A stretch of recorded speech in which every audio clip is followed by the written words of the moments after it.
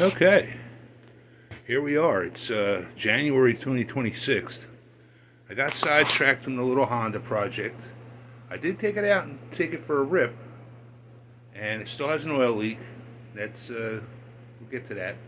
But that's the 90 on the 70 chassis, so some pretty good success with that. We'll get back to that in the future. In the meantime, I had a couple of Chonda motors sitting around. One brand new in a box, and this one I bought at the swap meet for $25 or something, I don't know.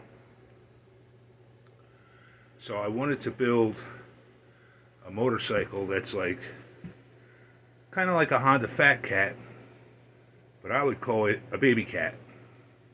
So you can't find a Fat Cat frame or even a CT70 chassis. It's ridiculous, the prices out there. But I did find a Suzuki RV90 frame. It was cheap, and they shipped it from Montana to my house in New Jersey. It was pretty good, price-wise. I think I paid $150 for the frame. The swing arm was separate. The shocks are my own, but it's just mocked up for what I'm going to do with this beast.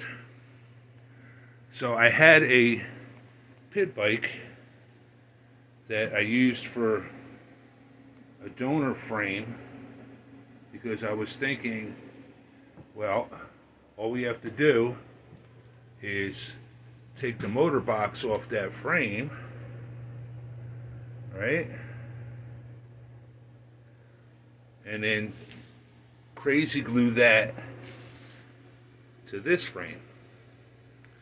But I ran into big problems already. If you notice, the center of the frame is here.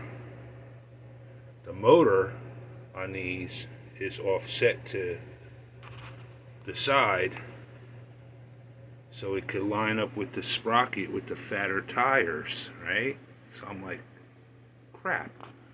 Suzuki actually made their transmission lopsided, so the transmission weight would go on one side of the frame, or the engine weight, whatever, and the rest of it would be over here. And Honda never did that. Honda made a straight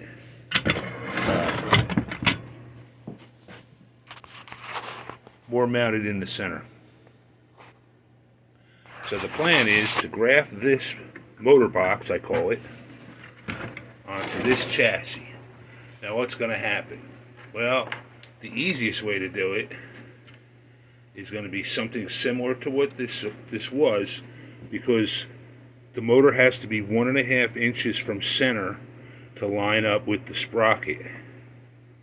Alright, you see here, sprocket.